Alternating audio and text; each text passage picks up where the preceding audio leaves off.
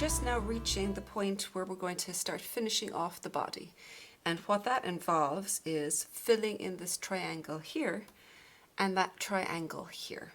Now, you probably have a fairly good idea of how that's going to happen based on how you've been decreasing and increasing so far, but I'm just going to give you a run through what happens on the dividing row. So the start of our round is over here, and this is the middle of the front. So we're going to want to go and knit as far as this, and then what was happening before here is this was an increase and this was an increase, and there was just decreases in the side. This time we're going to continue our decrease down here, but we're also going to do a single decrease here. And what that will do is you'll have your central decrease of 2 here and a single decrease here, and the 2 will come down and complete that triangle. The whole time, remember, you're going to keep going in this pattern, the knit purl step pattern.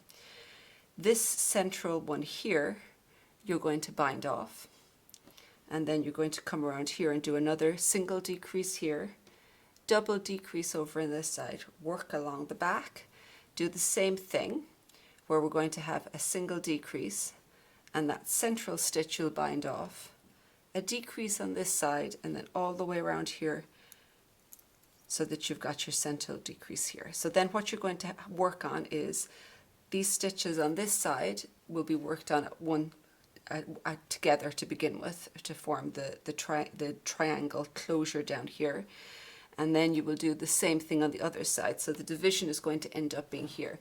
Let me just get the sample that I've done before so you can see what it's going to look like when we're finished. This is the front of the work on this one, and so it finished here. You can see the line continuing to here. And so you had your central double decrease down this side and a single decrease across here, and it forms a lovely clean little triangle to finish this side off. And we did the very same on the other side.